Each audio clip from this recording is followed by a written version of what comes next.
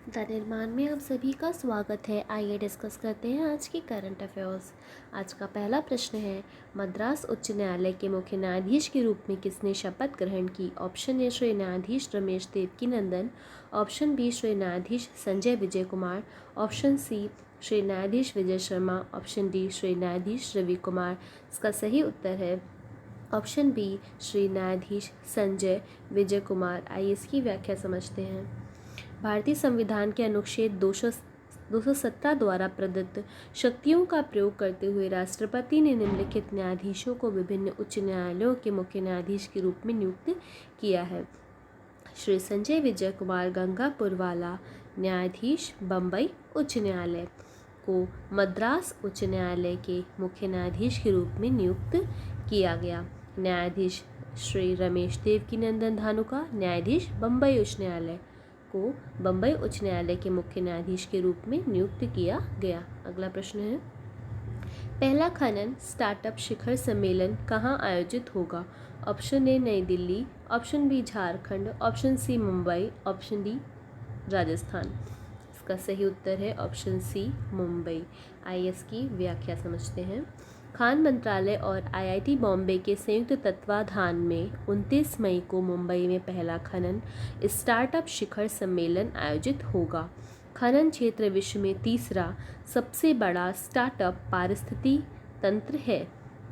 इस सम्मेलन में 120 से अधिक स्टार्टअप और 20 प्रमुख उद्योग भाग लेंगे। अगला प्रश्न है, वाइब्रेंट विलेज प्रोग्राम क्या है? ऑप्शन ए दिल्ली के गांवों के विकास के लिए, ऑप्शन बी सीमावर्ती गांवों के विकास के लिए, ऑप्शन सी भारत के गांवों के विकास के लिए, ऑप्शन डी गांव से पलायन हुए लोगों के लिए। इसका सही उत्तर है ऑप्शन बी सीमावर्ती गांवों के विकास के लिए। आइए इसकी व्याख्या समझते हैं। आकांक्षी ब्लॉक कार्यक्रम तथा वाइब्रेंट विलेज प्रोग्राम से प्रेरित होकर राष्ट्रीय बाल अधिकार संरक्षण आयोग के द्वारा आकांक्षी ब्लॉक तथा वाइब्रेंट विलेज प्रोग्राम के तहत चयनित गांव में बाल अधिकारों के उत्तम क्रियान्वयन के लिए बेंच शिविर का आयोजन किया जा रहा है। आयोग की इस महत्वाकांक्षी योजना का उद्देश्य उन बच्चों तक विकास के अवसर को पहुंचाना है जो किसी कारणवश अपने वैधानिक और संवैधानिक अधिकारों से वंचित रह गए हैं। आकांक्षी ब्लॉक भारत के माननीय प्रधानमंत्री ने सरकार के आकांक्षी ब्लॉक कार्यक्रम की शुरुआत की है, जिसका उद्देश्य विभिन्न विकास मानकों पर पिछड़े ब्लॉकों के प्रदर्शन में सुधार करना है। आकांक्षी ब्लॉक कार्यक्रम आकांक्षी जिला कार्यक्रम प्रोग्राम की तर्ज पर है, जिसे 2018 में शुरू किया गया था और इसमें देश भर के 112 जिले शामिल हैं। वाइब्रेंट विलेज प्रोग्राम भारत के माननीय प्रधानमंत्री श्री नरेंद्र मोदी जी ने लोगों की सीमावर्ती गांव के प्रति सोच को बदला है। अब लोग इसे अंतिम गांव के रूप में नहीं बल्कि भारत के पहले गांव के रूप में जानते हैं। यह एक ऐसी योजना है जिसका उद्देश्य उत्तरी सीमा पर ब्लॉकों के गांवों के व्यापक विकास के लिए चिन्हित सीमावर्ती गाँवों में रहने वाले लोगों के जीवन की गुणवत्ता में सुधार करना है। अगला प्रश्न है, राष्ट्रीय बाल अधिकार संरक्षण आयोग का गठन कब हुआ था? Option A 2003, option B 2004, option C 2005, option D 2006। इसका सही उत्तर है ऑप्शन सी 2005। आइए इसकी व्याख्या समझते हैं। राष्ट्रीय बाल अधिकार संरक्षण आयोग बाल अधिकार संरक्षण आयोग अधिनियम 2005 की धारा 3 के तहत गठित एक वैधानिक निकाय है।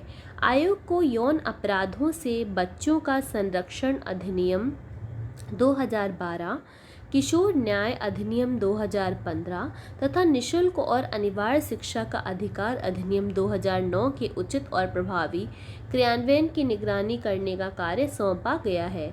अधिनियम 2005 की धारा 13 के तहत आयोग को देश में बाल अधिकारों और संबंधित मामलों के रक्षण और संरक्षण के लिए अधिदेशित किया गया है। आयोग को सीपीसीआर अधिनियम 2005 की धारा 14 के तहत धारा 13 में निर्दिष्ट किसी विषय की जांच करते समय और विशिष्ट विषयों के संबंध में वे सभी शक्तियां प्राप्त हैं जो सिविल प्रक्रिया संहिता 1908 के अधीन किसी बात का विचारण करते समय सिविल न्यायालय को होती हैं। अगला प्रश्न है, प्रोजेक्ट शिवालिक क्या है? ऑप्शन ए सड़क निर्माण योजना, ऑप्शन बी सैन्य योजना, ऑप्शन सी शिवालिक श्रेणी संरक्षण योजना, ऑप्शन डी औषधि संरक्षण योजना। इसका सही उत्तर है ऑप्शन ए सड़क निर्माण योजना। आइए इसकी व्याख्या समझते हैं। रक्षा राज्य मंत्री श्री अजय भट्ट ने 25 मई 2023 को उत्तराखंड के ऋषिकेश में सीमा सड़क संगठन के प्रोजेक्ट शिवालिक मुख्यालय का दौरा किया। पूर्वी लद्दाख के उमलिंगला दर्रे में 19,300 फीट की ऊंचाई पर दुनिया की सबसे ऊंची मोटर वाहन योग्य सड़क के निर्माण और ब्लैक टॉपिंग के लिए बीआरओ को बधाई देते हुए श्री अजय भट्ट ने समर्पण के साथ इतनी ऊंचाई पर काम करने के लिए प्रोजेक्ट शिवालिक की सराहना करी। अगला प्रश्न है, मिशन इनोवेशन क्या है? ऑप्शन ए वैश्विक नवाचार योजना, ऑप्शन बी जलवायु परिवर्तन से संबंधित, ऑप्शन सी वैज्ञानिक नवाचार योजना, ऑप्शन डी बच्चों को नवाचार से जोड़ने की योजना। इसका सही उत्तर है ऑप्शन बी जलवायु परिवर्तन से संबंधित। आइए इसकी व्याख्या समझते हैं। मिशन इनोवेशन 23 देशों और यूरोपीय कमीशन की एक वैश्विक पहल है जो स्वच्छ ऊर्जा क्रांति में तेजी लाने और पेरिस समझौते के लक्ष्यों और नेट जीरो तक पहुंचने की दिशा में प्रगति कर रही है। भारत मिशन इनोवेशन के संस्थापक सदस्यों में से एक था। 30 नवंबर 2015 को COP21 में मिशन इनोवेशन 2015 से 2020 के पहले चरण की घोषणा की गई थी। पीएम मोदी द्वारा निर्मित पंचायत कार्य योजना के तहत भारत का लक्ष्य 2030 तक 500 गीगावाट की गैर जीवाश्म ईंधन ऊर्जा क्षमता तक पहुंचना है। 2030 तक नवीकरणीय ऊर्जा के माध्यम से अपनी कम से कम आधी ऊर्जा आवश्यकताओं को पूरा करना, 2030 तक कार्बन उत्सर्जन को 1 बिलियन टन कम करना, 2030 तक कार्बन की तीव्रता को 45% से कम करना और 2070 तक नेट जीरो उत्सर्जन लक्ष्य प्राप्त करने का मार्ग प्रशस्त करना है। अगला प्रश्न है, भारत के सबसे लंबे समुद्री पुल का निर्माण कहाँ हुआ है? Option A Assam, option B Goa, option C Chennai, option D Mumbai. इसका सही उत्तर है ऑप्शन डी मुंबई। आइए इसकी व्याख्या समझते हैं। प्रधानमंत्री श्री नरेंद्र मोदी ने भारत के सबसे लंबे समुद्री पुल मुंबई ट्रांस हार्बर लिंक पर प्रसन्नता व्यक्त की और कहा कि यह अगली पीढ़ी की अवसंरचना है जो लोगों के लिए जीवन यापन में आसानी को बढ़ावा देगी। ये भारत का प्रथम और दुनिया का 10वां बड़ा पुल है।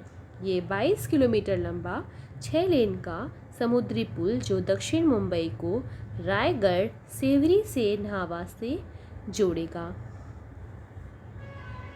Thank you.